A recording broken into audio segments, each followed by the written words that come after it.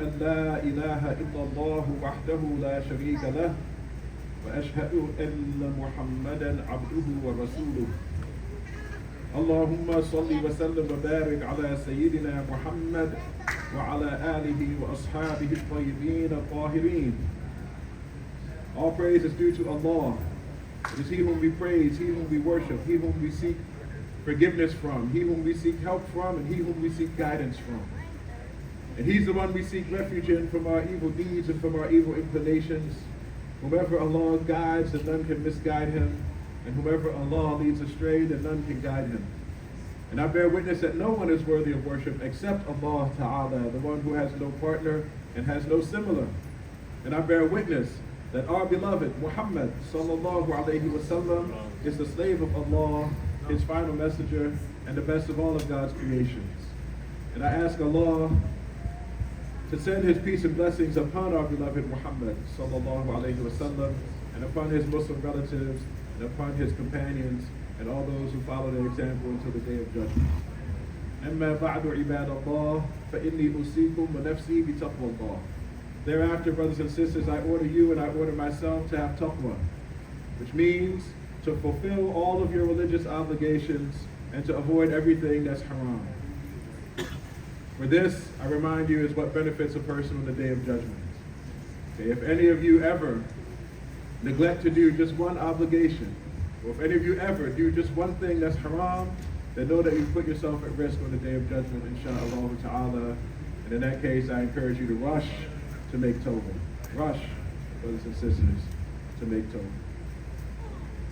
Allah ta'ala says in the Quran, يا أيها الذين آمنوا اتقوا الله ولتنظر نفس ما قدمت لغد واتقوا الله إن الله خبير بما تعملون ولا تكونوا كالذين نسوا الله فأنساهم أنفسهم أولئك هم الفاسقون.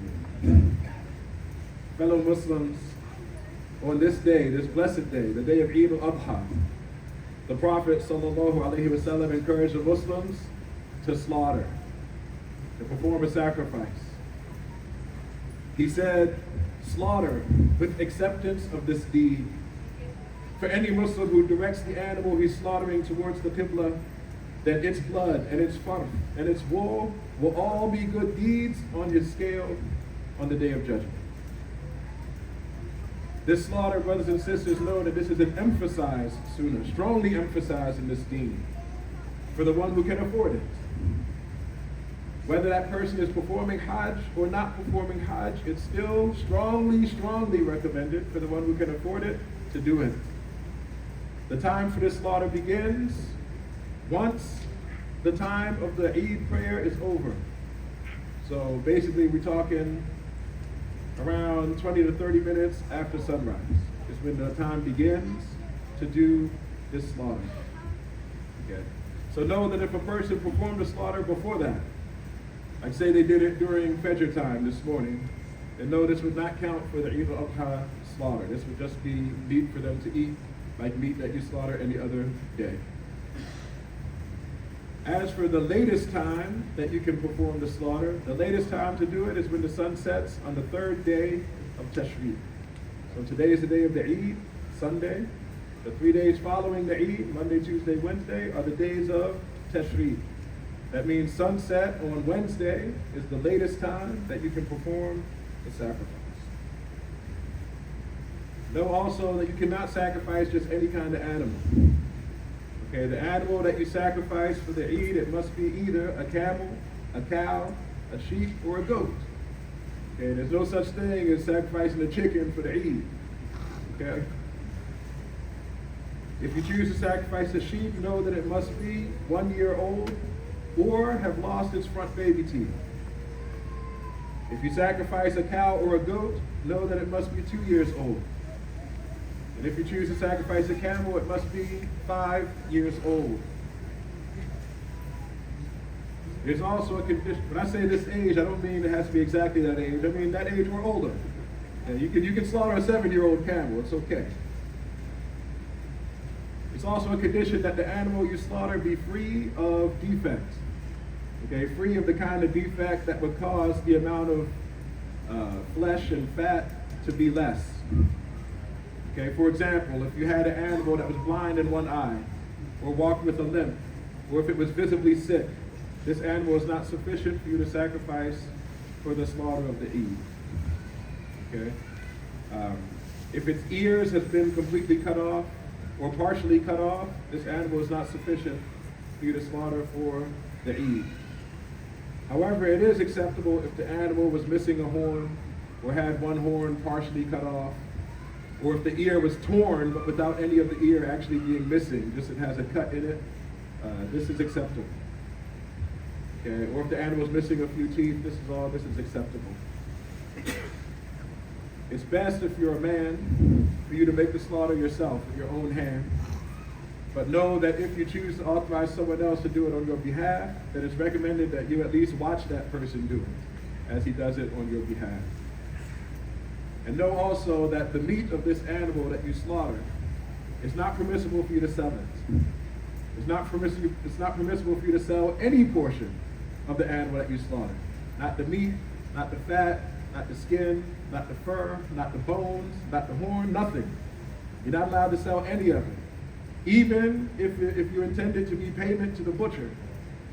You know, after you slaughter the animal, you take it to someone to cut it up into pieces for you. Often that person requires a fee of some kind. It's not permissible for you to give him part of your animal as a fee for him slaughtering for you. This animal cannot be sold, even if it's in exchange for work. And we should understand that this slaughter is the sunnah of our beloved prophet Ibrahim alayhi salam. Because it was revealed to him in a dream that he would slaughter his son Ismail. And Prophet Ibrahim alayhi salam, he did not delay. He did not hesitate to do what Allah had ordered him to do. When it was time to go to slaughter, his son said to him, hey, let's go slaughter a sacrifice to Allah Ta'ala. And so he took a knife, and he took a rope, and they went away, started going to the place where they were going to make the sacrifice. At one point, Ismail alayhi salam asked his father, where is the animal that we're going to slaughter? And his father replied, oh my son, it was revealed to me in a dream that I am to slaughter you. And Ismail, he said, oh my father, do as you've been ordered to do. You will find me, insha'Allah, among the patient ones. You just imagine the kind of tawakkul a person has to have on Allah for his own father to tell him, I'm going to slaughter you, and for his response to be, do as you're told. This is how the prophets were. They had a heart inclined towards obedience. No matter how difficult the task was that Allah put upon them, they rushed to obey. And bear in mind, this difficulty was not just on the part of the son who knew he was about to be killed, but the difficulty is on the part of the father who's asked to kill his own child. Okay, these are not simple tasks. But know that the person of high status, the one who carries the favor of Allah, will obey what Allah commands, regardless of what it is. This is the sunnah of Prophet Ibrahim alayhi salam, a sunnah that we need to be following.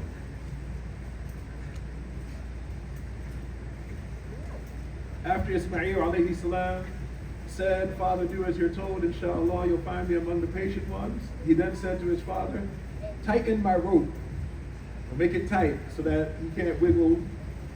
He said, and tie back your clothes so you don't get blood on your clothes. He says, I don't want my mother to see blood on your clothes and then become distraught. MashaAllah. Who is he thinking of in this moment? He's thinking about being good to his parents, even as his own death is imminent. There's a sign in this for how we should be. And he said to his father, when you go back to my mother, pass to her my salam. And then Ibrahim alayhi salam said to his son, oh my son, you are a great help to me in fulfilling the orders of Allah. After that, Ibrahim alayhi salam passed the knife over the throat of his son Ismail, but it didn't cut it. It said that the blade of the knife flip to the other side of the blade, so he ended up doing it on the blunt side. So then when he flipped the knife to do it the other way, the blade flipped again to the other side of the knife, so that he wasn't able to cut the throat of his son. So then his son Ismail alayhi salam said to his father, stab it with it. That way it doesn't matter which side is the sharp end of the blade, you use the point. He said, stab me with it. And Ibrahim alayhi salam, he tried that. He tried stabbing him in the throat with it, but still, it did not break his skin. It did not cut him. It's because Allah subhanahu wa ta'ala did not will for him to be cut. And we should know that everything that happens in this world is what Allah ta'ala willed to happen. Nothing happens except what he willed. So even though Ibrahim alayhi salam stabbed his son with the point of the knife, it did not cut his skin because Allah subhanahu wa ta'ala did not create cutting in the skin. Allah knew eternally, with his eternal knowledge, that Ibrahim and his son did not delay fulfilling the order, that they will not delay fulfilling the orders of Allah, and that they are sincere in their submission to him. It was called out at this point, after even stabbing did not work. It was called out to him, O Ibrahim, you have fulfilled the dream, and here is a substitute for your son. Ibrahim looked, and the angel Jibreel had arrived with a large ram to be slaughtered in place of his son Ismail. Brothers and sisters, this story increases our certainty about the greatness of the prophets, who were all Muslims who submitted to Allah, rushing to obey him. Allah Ta'ala said about them in a verse of Quran, وَكُلًّا فَضَّلْنَا عَلَى الْعَالَمِينَ. The prophets are the best of the creation because of their obedience, because of their piety, because of their taqwa. That's why they are the best. Allah Ta'ala says in the Quran, إِنَّ أَكْرَمَكُمْ عِنْدَ اللَّهِ أَتْقَاكُمْ. Okay, so if you hope to be a Muslim of high status, if you want to be a good Muslim, know that the only way to do that is through taqwa. You need to have that fear of Allah that keeps you in obedience to him, regardless of how difficult the tasks he places upon you are. So let us follow in their footsteps, insha'Allah ta'ala, in our personal lives and take the prophets as our personal examples. We also learn from this story another jewel of Tawheed, which is that the will of Allah and the command of Allah are not the same thing. If you look at this story, you see that Allah commanded Ibrahim to slaughter his son, but he did not will for that slaughter to take place. So Allah commanded a thing that he did not will to happen. Okay, and this is something that might occur in this world.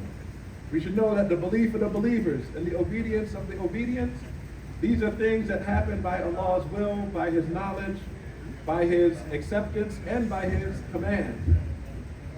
As for the blasphemy of the blasphemers and the sins of the sinners, these things happen by the knowledge of Allah and the will of Allah, but not by the command of Allah, nor by his acceptance.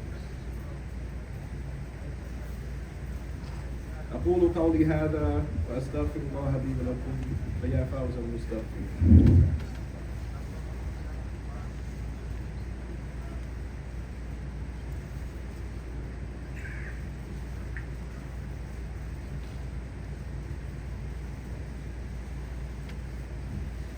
الحمد لله رب العالمين له النعمة وله الفضل وله الثناء الحسن صلوات الله البر الرحيم والملائكة المقربين على سيدنا محمد سيد الأنبياء والمرسلين وحبيب رب العالمين.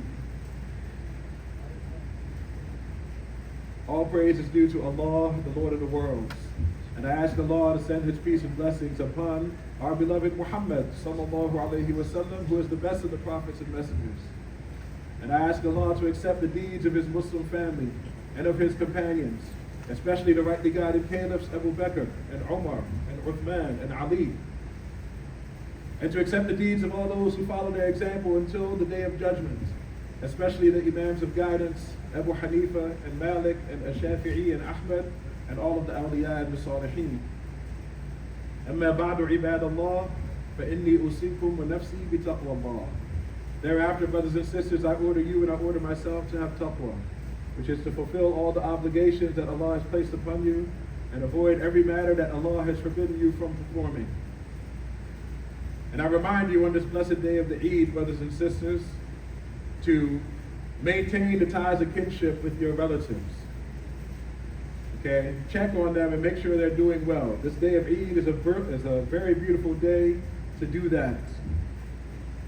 And if you have a relative who doesn't speak to you, do not say to yourself, oh, he doesn't talk to me, so I ain't going to talk to him.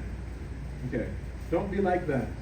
Remember that our Prophet ﷺ said, it's more rewardable if you maintain your ties of kinship with the one that does not maintain those ties with you. Okay, so don't ever cut somebody off from your family. All right, don't do what they say on social media when they try to tell you that if somebody's toxic, just cut them out of your life. No, if that person is your family member, you do not cut them out of your life. Okay, you maintain ties with him. It doesn't mean you got to go spend time with that person every single day, but it means you need to interact with them frequently enough that they don't feel as though you cut them off. Okay, so a person that lives in a different city, maybe you just call them every now and then. Or someone that lives in the same city as you stop by their house every now and then. You understand? We don't cut off the ties of kinship with our relatives, and the Eid is one of the best days to reach out to them, insha'Allah ta'ala. Rasul sallallahu alayhi wa sallam, he said, ليس الواصل بالمكافئ ولكن الواصل من وصل رحمه إذا قطعت. Okay, so the one who's truly maintaining ties of kinship is not the one who only maintains ties with those who maintain ties with him, but rather the one who's truly maintaining these ties is the one who keeps the ties with the one that cut him off. We ask Allah Ta'ala to forgive our sins. We ask Allah to relieve us from our hardships. We ask Allah to make this day of Eid a blessing for us and for our families and for our loved ones. And we ask Allah to accept our good deeds and to end our lives on Islam. اللهم إنا دعوناك فاستجب لنا دعاءنا فاغفر اللهم ذنوبنا وإسرافنا في أمرنا. اللهم اغفر للمؤمنين والمؤمنات الأحياء منهم والأموات إنك قريب مجيب الدعوات. ربنا آتنا في الدنيا حسنة وفي الآخرة حسنة وقنا عذاب النار. اللهم اجعلنا هداة مهتدين غير ضالين ولا مضلين. وصلى الله على سيدنا محمد وعلى آله وصحبه وسلم. Brothers and sisters, go now, perform the slaughter if you're able, and I ask Allah to grant you success in this life and in the next.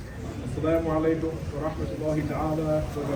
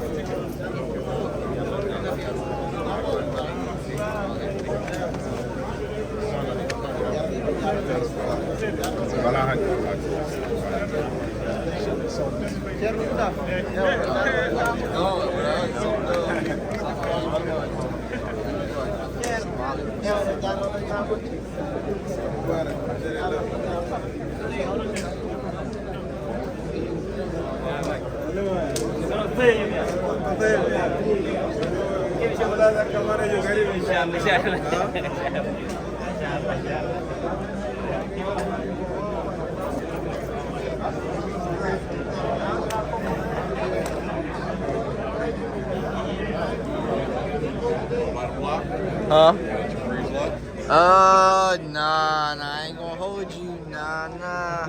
I mean, I did, honestly, I kind of like the braids because I'm trying to go for I don't want to say a different style, but like a different treatment of my hair. I had locks for a long time, so that's why initially I keep one, just to kind of give me that little remembrance, but initially, yeah.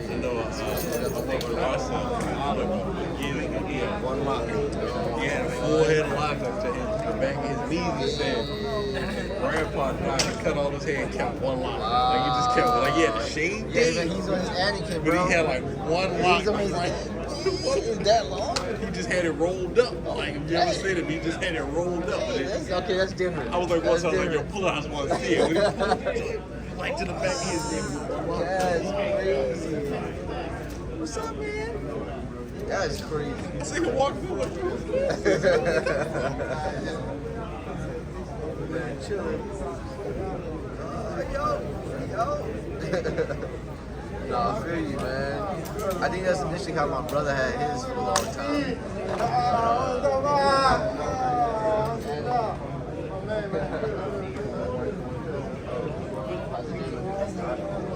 We'll come back. We'll come back to Oh, yeah. What comes this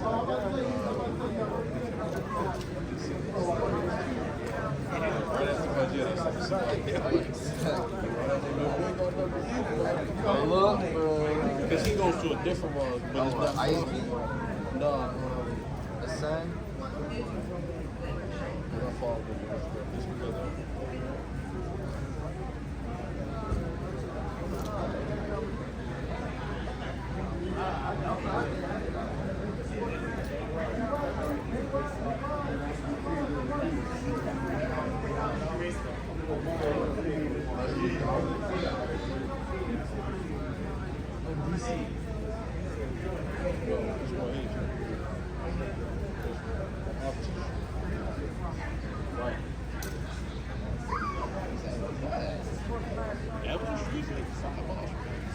Not even far like that. Like towards the city? Yeah. It's not far at all.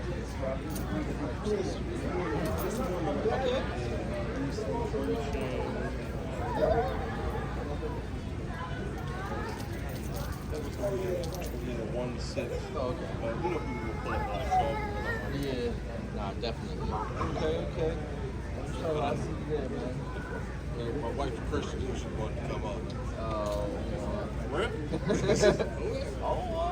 Because I don't know if you remember, eat off the tail, I had my daughter with me. yes. Okay. Yeah. So my daughter went back and told her all the fun she had. Oh, And she's like, wow. there was a bunch of women, and they was dressed all pretty and had things like princesses and everything. The guy was talking. She was like, I was playing for hours and candy and all.